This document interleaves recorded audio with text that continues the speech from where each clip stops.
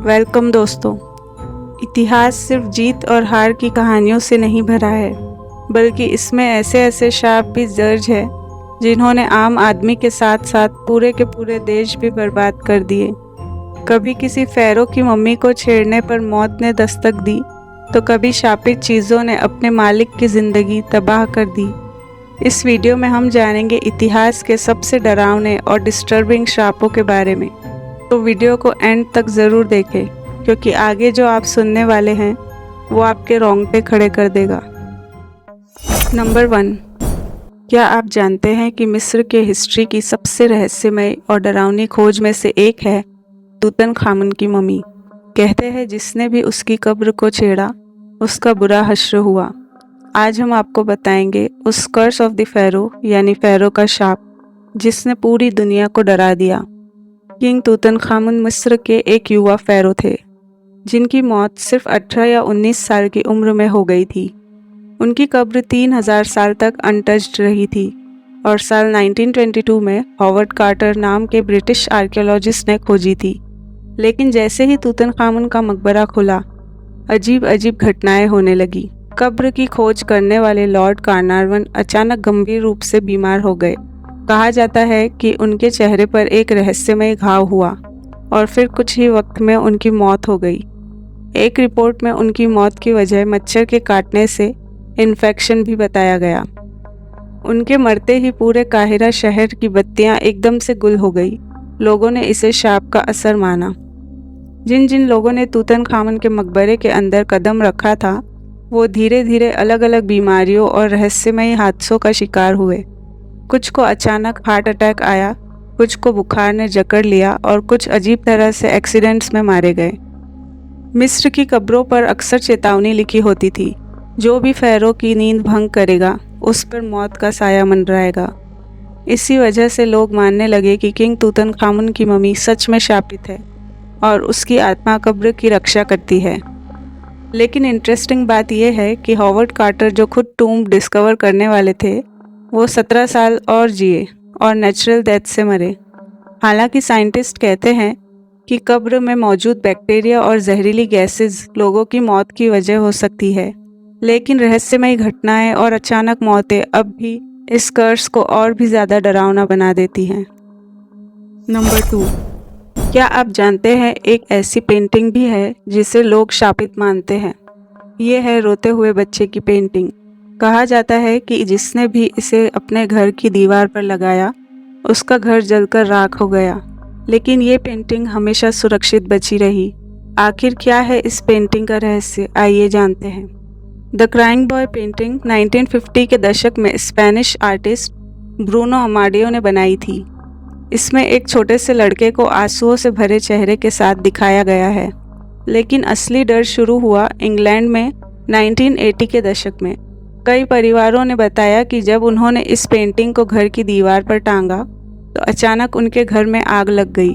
आग इतनी भयानक होती कि पूरा घर जलकर राख हो जाता। लेकिन हैरानी की बात यह थी कि दीवार पर लगी रोते हुए बच्चे की पेंटिंग हमेशा सही सलामत बच जाती। कुछ मामलों में इन आगजनी की घटनाओं में लोगों की मौत भी हुई। लोग डर गए और मानने लगे कि इस पेंटिंग में कोई बुरी आत्मा बसी हुई है जो विनाश करती है। लोगों ने इस पेंटिंग को कर्स्ड पेंटिंग या शापित तस्वीर कहना शुरू कर दिया। अखबारों ने भी इसकी खबरें छापी और कई घरों में लोग इसे हटाने लगे। कहा जाता है कि जिस लड़के की तस्वीर इसमें बनी थी उसकी असली ज़िंदगी भी बेहद दर्दनाक थी। कुछ कहानियाँ कहती है कि वो बच्चा एक अनाथ था जिसके घर में आग लग गई और उसके माँ बाप मर चुके थे। इस घटना के बाद उसने कभी बात नहीं की। जब उसकी पेंटिंग बनाई गई और उसे जिस भी घर में रखा गया, वहाँ उसने वही किया जो उसके साथ हो चुका था। इसीलिए माना गया कि उसकी आत्मा पेंटिंग में कैद हो गई और उसने इसे शापित बना दिया। साइंटिस्ट और एक्सपर्ट्स ने इसकी जांच की और कहा शायद पेंटिंग पर एक फायर रेजिस्टेंट वार्निश किया गया था, जिसकी वजह से आग से ये कभी नहीं जली। लेकिन सवाल ये है, क्या सिर्फ वार्निश इसकी वजह थी या फिर सच में इसमें कोई श्राप छिपा था। आज भी इस पेंटिंग को हॉन्टेड ऑब्जेक्ट्स की लिस्ट में रखा जाता है। नंबर 3, क्या आपने हॉरर फिल्म द कॉन्ज्यूरिंग या एनाबेल देखी है? लेकिन क्या आप जानते हैं कि एनाबेल कोई फिल्मी कहानी नहीं बल्कि एक हकीकत है। आज हम बताएंगे उस शापित गुड़िया की सच्ची कहानी जिसने कई लोगों को डर और मौत के साए में ढकेल दिया। ये गुड़िया 1970 में एक नर्सिंग स्टूडेंट डोना को उसकी माँ ने गिफ्ट की थी। शुरुआत में ये एक आम गुड़िया जैसी ही थी, लेकिन धीरे धीरे अजीब घटनाएं होने लगी। गुड़िया अपने आप जगह बदल लेती, कभी कमरे में होती तो कभी किसी और जगह दिखाई देती। डोना और उसकी रूममेट को कागज़ पर खून जैसी स्याही से लिखे नोट्स मिलते, जिस पर लिखा होता हेल्प मी। कई बार गुड़िया से अजीब आवाज़ें आने लगी। डोना के एक दोस्त लू ने दावा किया कि एक रात जब वो गुड़िया के पास गया तो उस पर किसी इनविजिबल पावर ने हमला कर दिया। उसके शरीर पर गहरे खरोच के निशान थे, जो कुछ ही घंटों बाद अपने आप ठीक हो गए।